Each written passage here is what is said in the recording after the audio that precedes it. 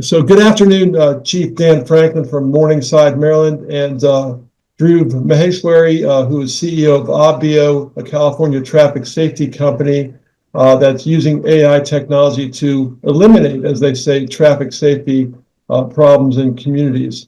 And so we're gathered here because we're right, I guess, on the an important interval with road safety in Maryland, and that is the issue of people not respecting signs that are up on the roads, stop signs. So I thought, Chief, I might start off with you and ask you, what your concerns are with road safety in Morningside and even across the state of Maryland. What's been your experience, and what do you think can be done? Well, good afternoon. Speaking from experience, my experience here so far in Morningside, we're in a somewhat unique situation geographically where on either side of my police station, less than a quarter of a mile on either side, I have a school. With those schools, we have a tremendous amount of vehicle traffic, and we also have a lot of pedestrian traffic, both students, parents, things of that nature. My main concern is ensuring that every one of them has safe passage. And the biggest problem that I have had has been obedience to the traffic control devices. In this case, it's stop signs primarily and speed limits secondarily. During certain school hours, we have a speed limit of 15 miles per hour in most of our school zone. So it's really become a glaring problem. Prior to me taking office here as the chief, we had several different incidences where we had near misses, we had some collisions. Thank God that we never had a pedestrian struck, but the potential certainly exists. All of that is almost always able to be prevented simply by obeying the stop signs. So specifically speaking to Morningside, stop signs were without question our biggest issue, like in the school zones, I should say. Overall, in the town as a whole, obedience to traffic devices, I'd say stop signs, speed limit signs, and red lights, all of those are probably on an equal plane if you take it throughout the entire town. I would go out on a limb and say that assumption probably exists throughout the entire state of Maryland and quite possibly throughout the country. But overall, obedience to traffic laws has most often been the culprit of a lot of these bad accidents that you see, or collisions, whatever word you want to use. But statistically speaking, for us, we've had most of our collisions caused by one traffic violation or another. Thank you. It sounds to me like, between the lines of what you just said, is that things are trending worse. Why do you think that is today, if that's the case? Electronic devices while driving is a major issue. And the other part of it is, quite frankly, a lot of people, if they don't see the police in a certain area, they don't care and they don't pay attention. They will blow stop signs at will. They will go over the speed limit and not stop at red lights. So in this day and age where we're manpower challenged in the law enforcement field, a lot of the automated enforcement comes into play. Unfortunately, sometimes doing the right thing isn't enough to keep people from doing the wrong thing. So as a secondary enforcement effort, a lot of the automated enforcement that is in place today, I feel like it's gone a long way towards bringing compliance to traffic laws closer to where we would like it to be. In other times, in other days, the call would be, well, why can't we just hire more police? What's stopping communities such as Morningside and other larger communities, counties, the state? What's stopping them from just hiring more law enforcement? We've always had law enforcement, the police. What's so different about here today as opposed to in the past? I can narrow it down. The three biggest factors are the number one is obviously going to be money. traditionally public servants, we don't make a ton of money. We're not going to get rich and, build mansions and things like that. The attraction for most people who have gone into public service, other than just exactly what it sounds like, serving the public, serving others, helping others, you can almost guarantee your paycheck will be there every 2 weeks and you'll leave with a pension when it's time for you to go. You trade that off for the lure of potentially making big private sector money or things like that. And also what you have to deal with in law enforcement. And again, it doesn't measure up to what you get paid. The second thing is that I feel like it contributes all the way around, has been a lot of, there seems to be a lot of, I don't want to call it a generational work ethic problem, but right about now with the advent of a lot of virtual employment and things like that, where you're not physically getting up and going to an office, and you're quite frankly potential to earn a lot more than doing a public safety job. I mean, sometimes money talks. That's just, but the other part of that is you have the potential to work from home or work remotely, whatever the case may be. Whereas, maybe 20, 25 years ago, if you had a business meeting, you used to have to jump on a plane, fly 6 hours, get a hotel. Things like that have been greatly simplified by technology. But again, with the simplification of that tended to open up more doors for more positions and things of that nature. Police reform, again, that's the one that you probably don't have enough time to listen to me on, but police reform is playing a large role, specifically in those who were law enforcement at the time when all this police reform started taking place. Many of those folks, when it came time for them to be able to retire, the first minute they could, they were gone. So a lot of the legislation has played a big part in that as well. Just a short example is we used to have a law enforcement officer's Bill of Rights in Maryland. It's gone. That was abolished by the legislature. So, Right. Things like that. And there's like I said, there's a host of other things, but that's about the shortest Cliff Note version I could give you. That's great, Chief. And the last question before we move over to Dhruv for the time being here is, what do you hear from the public who, in general, when you get a phone call that concerns road safety, crashes, things like that, are you hearing more from the public, given your own experience from the law enforcement perspective? So sitting in the chief's chair, most of my career, I was a road supervisor. So I didn't catch all of the complaints that came in or anything else like that. Sitting here specifically, since I've been in Morningside, speeding is still the top complaint of almost anywhere I've ever worked. People speeding that still takes the cake. But what I'm hearing from residents of the town is it's a blanket statement most of the time that people drive like crazy around here. That's or paraphrasing something similar, but traffic complaints seem to be the basis of issues in small town USA. I've spent my entire 25-year career in law enforcement policing small towns. The only thing that's changed for me is the location and the uniform. The complaints are the same. A lot of the problems are the same. And generally speaking, like I said, speeding, no question. Stop sign, yeah, right there. And red lights. I can tell you, I very rarely hear anybody talk about someone refused to obey a yield sign. So, but you're fixed. Like I said, your stop signs, your red lights, and the speed, they're the ones that I hear most about.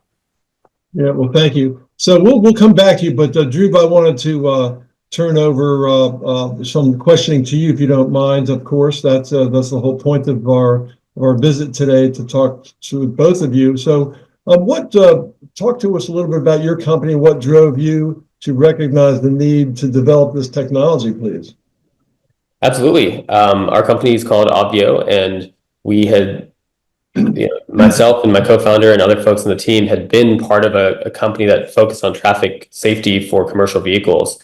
And, in the commercial vehicle space, you see thousands of accidents, people who are on the roads, 6 weeks at a time. And so we started building technology that could detect real-time behaviors, things like speeding and using their cell phone when they drive, and it would give them real-time warnings. And we learned that by giving them those kinds of warnings, you could decrease crashes by 25%.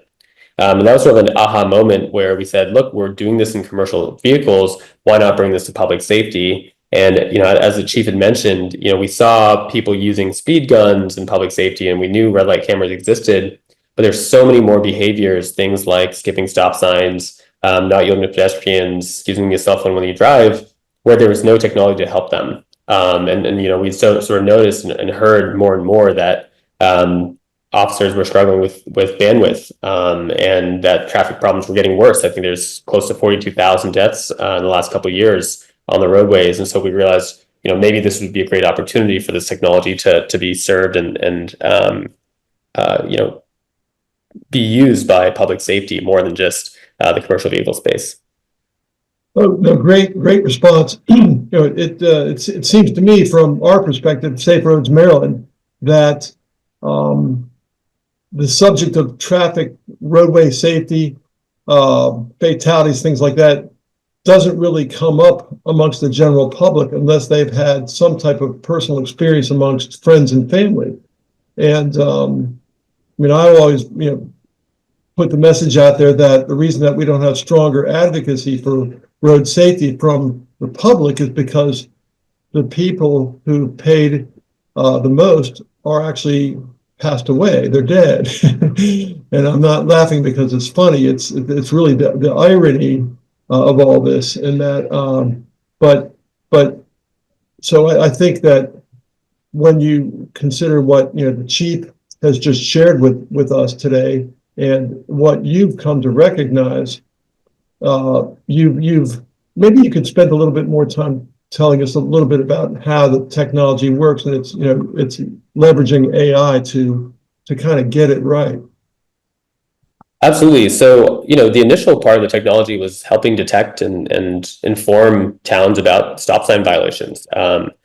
Stop sign running is a huge problem, as Chief mentioned, and it's a huge problem specifically in Prince George's County and Montgomery County and some of the places in Maryland. And so the technology is able to basically, as it sees a video coming through, it's able to detect the cars and the vehicles in motion. It's able to see where the stop sign is and simply figure out, is the car moving when it comes to the stop sign or not? Does it come to a complete stop or not? And so, the technology does use new artificial intelligence models. All of it happens on the device itself. So it's not, taking all the video and putting it in some mega cloud somewhere. It's a very kind of simple use of artificial intelligence.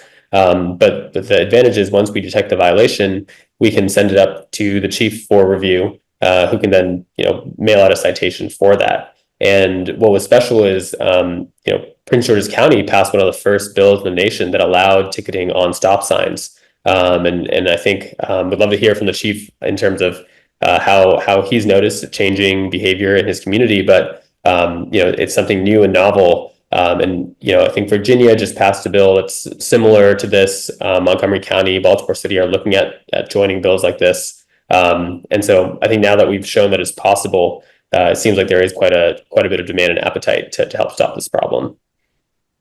And so the next step, the what's happening in the moment here in the next several days through the weekend and early next week is that this bill that's been introduced by the Montgomery County delegation, as you know, House Bill 1032. Can you talk to us a little bit about what this calls for? And then after that, I'd like to turn it back to the chief to hear his thoughts, even though this relates to Montgomery County, I think school zones, how he feels like this can help be part of the solution with regard to the problems.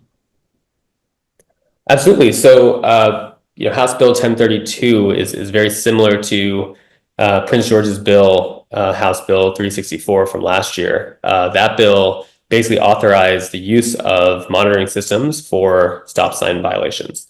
So it gives permission for municipalities to be able to put cameras in school zones. Again, this is all focused on child safety, where it's the most vulnerable youth walking to school.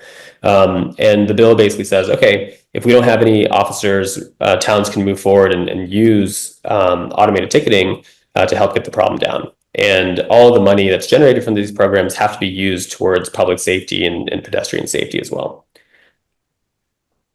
So, Chief, do you feel, any concerns that you might have as you throughout your long career in law enforcement? Does it, and it's kind of a leading question, but it seems like this is not replacing the police. It's simply giving communities another tool to enforce laws. It's interesting to me. It's a new law that is being advocated, but it's not a new law that affects people directly. There's no new different kind of stop sign or something. It's simply enforcing the current law. So maybe you could talk about that just for a little bit. It's a monitoring tool with an enforcement action. It provides almost the same type of effect as maybe having an officer sitting and watching a stop sign and conducting a traffic stop, but obviously a lot less manpower intensive. We still have to approve these citations. We still get the video clips, and we have to watch the video clip and determine, yes, that was a violation, or no, it was not. Once we do that, then the citation gets mailed out, and it flows from there as far as what action is taken by the recipient of the citation. But what we have noticed is, just looking at a lot of our numbers, when it comes to our stop signs, that one specifically has been really it showed almost an immediate effectiveness. It did not take long for word to travel, and it also didn't take long for those who repeatedly disobeyed stop signs to start looking and saying, oops, maybe I better stop. Again, am I saying that this is going to, certainly not going to replace any officers, and but it certainly does help. Again, in this manpower challenged era, we have, I feel like that this would be an extension of our enforcement arm. So that type of thing, when we're almost killing two birds with one stone, because while we're not enforcing the violation immediately as it occurs, we're still enforcing it after the fact. It still requires human approval. It still requires human interpretation, and you still have to know the law and know what you're looking at. So does it require specialized manpower? Yes, it certainly does. It requires a law enforcement officer to make that approval. That's state law. It expands our capabilities. That's the way I feel like it. It expands our capabilities, and let's not kid ourselves. There's a lot of automated enforcement. The sole purpose that this comes back to is compliance with traffic laws. Ultimately, because the goal is safety. No question. I was going to say, Chief, like maybe one thing you could expand on is just how much have you seen behavior change so far? What does it feel like on the streets? I just sitting back and watching. We went live end of January, and we were seeing still people were it almost seemed like nobody stopped at any stop sign. That's what we used to see. We used to be able to sit out there. We could stack officers 4 deep at one stop sign. We'd just pick one. And literally, sometimes it was 4 or 4 cars, and we would all end up with a traffic stop. Sometimes it was 4 or 5, but rarely less than that. Now, sitting back and watching, I could watch 3 stop signs from my parking lot. You see a lot of brake lights, a lot of stopped motion. So again, my thinking is it's working. It's doing what it's supposed to do. It's increasing the safety. How it's doing it, quite frankly, I'm not really worried about that part. The fact of the matter is, it's working. So if hitting someone in their wallet a couple times to get them to stop at a stop sign is the way that it has to happen, okay, so be it. Once again, it's cheaper to do the right thing because it's the right thing. But if not, we're happy to help you make that decision a little clearer. Understood. And for folks that, speed cameras have been around for a good while, and there's always been a component of the public that feels that these are just money makers, money grabs. And then another part of the criticism, related or even separate, is, it's somehow an invasion of, my privacy, or it's a big brother, and things like that. Drew, perhaps you can talk about that a little bit, but then I'd like to circle back to Chief Franklin too. Oh, well, it sounds like the chief has some thoughts. Maybe I'll let him go first. Drew was so polite. Go for it, Chief. What do you? So it's funny that you asked this question, because I specifically testified on 2 bills in this session of the General Assembly dealing with exactly that. There was a senator from your home county who placed a bill. Paraphrasing the bill, we would have had to get a warrant to search our own database of data captured from automated enforcement. Obviously, I am totally against that, because there's 2 reasons. Number one, it's our database. We maintain it, and we are responsible for it. The number 2 reason is the courts have ruled time and time again, all the way up to the Supreme Court, but specifically the New York 2009 case in New York. I believe it's New York versus Nielsen. I can't remember which one exactly right off the top of my head, but that was the one. That's the benchmark case where anything displayed on the exterior of a vehicle as you're traveling down the road gives you 0 expectation of privacy. None. And again, this has been upheld by multiple state courts, multiple federal courts, multiple appellate courts. So the Big Brother thing, Big Brother isn't watching as far as trying to pry personal information. If you want to call it Big Brother, maybe Big Brother is watching that you do the right thing. So going in on that angle of things, you have a tremendous amount of people do have an aversion to AI. Not everyone, but a lot of people do, and they will tell you it's scary, it controls this, it controls that, watches me every time. My response to that is, look, I live in the same world that you do, but I'm just not doing anything wrong, so I really don't worry about it. That's the simplest explanation that I could give someone. But again, the captured data that comes from these things, I quite frankly don't know how many cases, if any, if there were cases of something that was misused or something like that. That's really neither here nor there, because it's the same information that I would get from a person. It's actually less information that I would get if I conducted a traffic stop. Well, if you extend that, it's almost like, well, who is the government to put a stop sign at this road intersection? I mean, I'm driving down the road in my car, and who are they to tell me when and where I have to stop? I mean, what would that mean? So this is an extension of the enforcement. It's a different way to enforce the same law that's there to to improve and formally guarantee, or at least incentivize public safety. I think I was reading up about the octagon shape of the red stop sign. It's about 110 years old in this country. And they put it in because there were too many crashes at these intersections, and then they standardized it. So there's actually a whole history you can read about on Wikipedia. It's kind of fascinating, actually.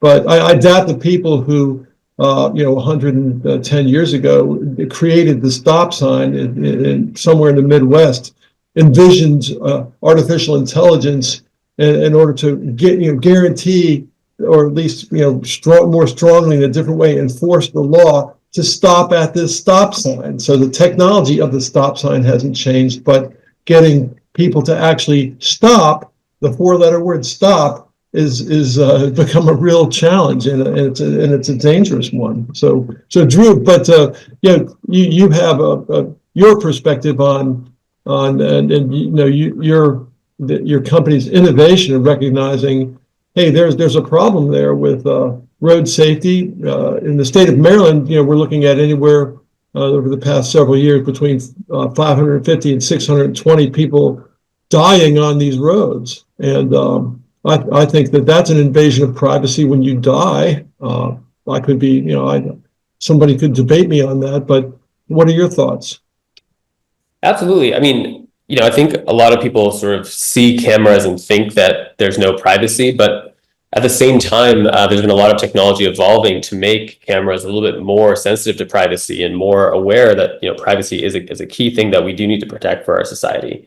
And so, I don't love when people sort of pit it like against each other, like, hey, we either have privacy or we have safety. I think new technology allows you to have a little bit of both. A lot of both. And specifically, on the safety side, as the chief mentioned, these things change behavior. On the privacy side, there's things that we're doing where instead of, again, in the old world, it would be a camera that's doing, 360-degree recording. All of that footage is going to some secret room somewhere where someone can watch every single bit of that footage. The new technologies, what they're doing is as the footage comes in onto the device is just picking out what is the violation, and that violation itself is the only thing that gets sent anywhere, and everything else gets stayed on the device and deleted relatively shortly. And so, that's like one of the things where I hope people realize that, cameras are evolving as well. And while there might have been a world where they felt like surveillance and it was recording everything and it was always on, now it's becoming a lot smarter and using kind of data selectively, only when it sees a violation. When Prince George's County authorized, or lawmakers authorized the use of your system in Prince George's County, how long did it take? What was the turnkey to start date to the activation rather of the system at stop signs? The bill passed on July 1st, and Chief at Morningside was one of the first ones to sort of recognize the potential and adopt it into his community.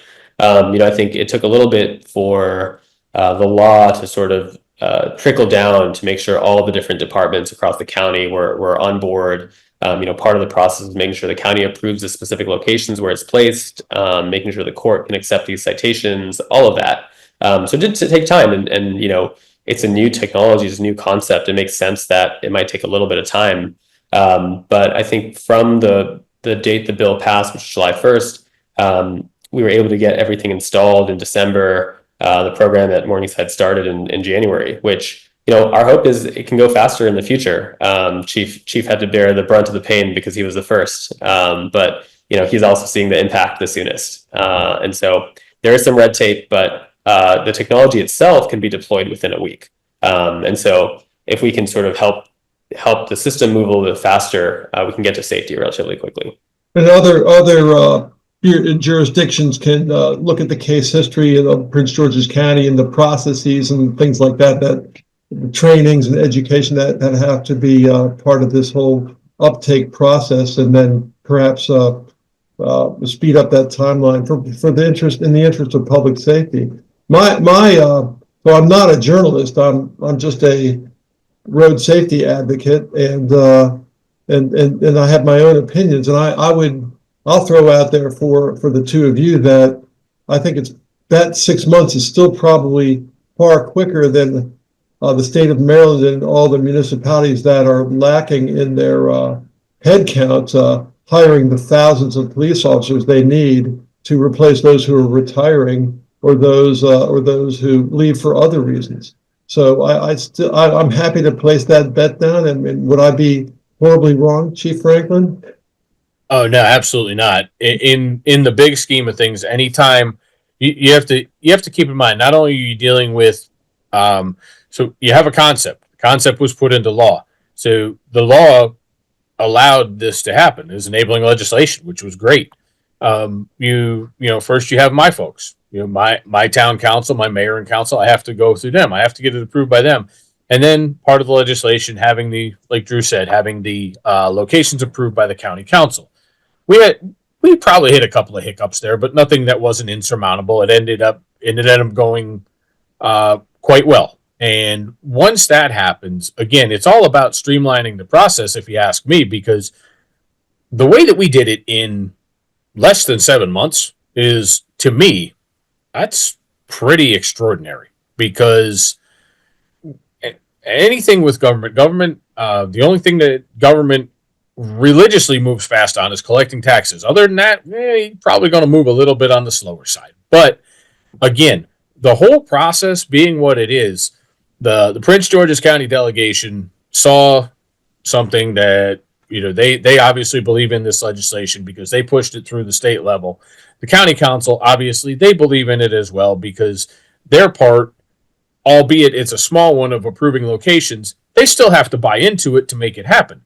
So the good part about all this is future municipalities or even the county itself, whatever the case is, future uses of any automated enforcement program, specifically speaking, this stop sign program, any future uses, they should be able to have a really positive experience with it. And I would be willing to get that they will probably witness the same degree of a reduction that I have as far as violations.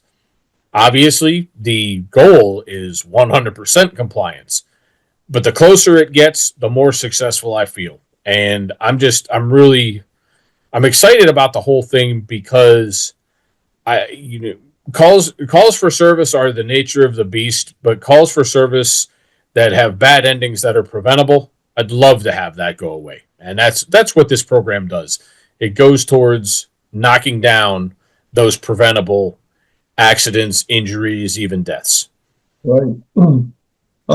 I'll throw one more question out there and then throw it back to you all to contribute any information that we've not mentioned yet. But seems to me that there's also an opportunity to communicate good news, so that with your anecdote, Chief Franklin, about seeing all the red lights of cars actually stopping now at these stop signs.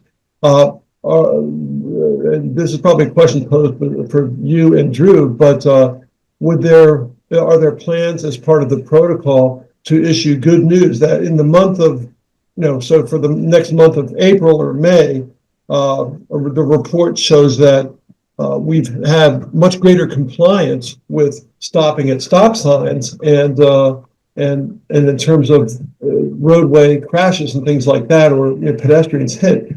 These numbers, here's where these numbers are, so that there's this cause or lack of cause now, and then lack of negative effect.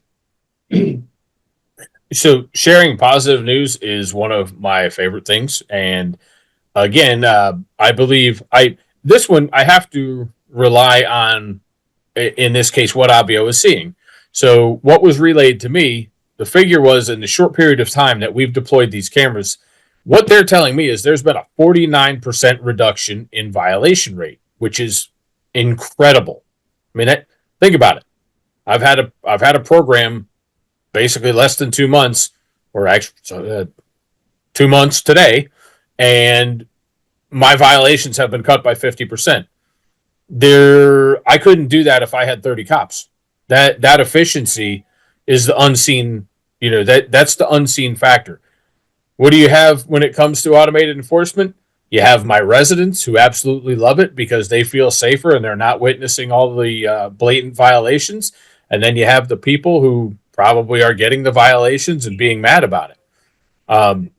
You have me sitting in the middle saying, yes, I understand why you're mad, but do the right thing and you don't have to worry about it.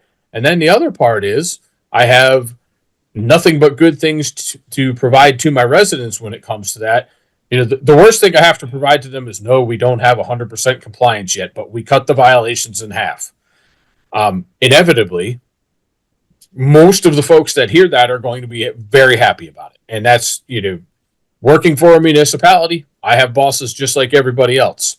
Those bosses have a lot of bosses because it's the people that vote them in or vote them out. So it's a trickle-down effect. The ultimate measure comes from your residents. So right now, I have some of the happiest residents on this side of the Mississippi. So I think we're doing well. Well, that's a great. I'll use that to quote to close the blog. But through the magic of editing, I can sort of rearrange stuff. That sort of wells for me a huge sense of pride in this terrific combination of smart decision making. Recognizing what's truly in the public interest, and the ability of technology evolving to stay out in front. And so I think it's, for the Maryland General Assembly and all the decision makers we have there who have their concerns, I think what has to hang in the balance is any, theorized potential concern about, some potential downside of technology. How does that possibly outweigh the good that you presented, Chief Franklin, in terms of saving lives? When you hear about a 50% drop in the number of police that you described wouldn't even be able to have that same effect, that's about to me, that gets you in the Hall of Fame. So again, I'm not a journalist. I don't have to be impartial. We're clearly going to support this legislation from the Safe Roads Maryland standpoint. Dhruv, have we left anything off the table in our discussion here? What was advertised as a 15-minute discussion? Really, really wide ranging. Really appreciate the chief for being sort of a first mover here and moving so fast. He's been an incredible visionary here. A lot of chiefs, a lot of departments are a little bit slower moving, and it does take longer to kind of navigate the internal politics and make something happen. But I think kind of a note to anyone who wants this kind of public safety, whether it's residents or other folks who work for the staff. It's possible to move fast when everyone is sort of on the same team. And so encourage more and more municipalities to kind of emulate Chief's model here, because I think it's getting amazing results, and there's not nearly as much pain as I think some people think it could be. Well, thank you both, and my hat's off to you both. Terrific partnership to friends of Maryland Road Safety and friends of the Maryland Coalition for Roadway Safety who are watching this or reading this blog post. Feel free to share far and wide with friends of yours, family members who care about their lives of their families and friends, and people's lives in general, and doing the right thing, as the chief talked about earlier on in our discussion this afternoon. So, well, thank you both and have a great day.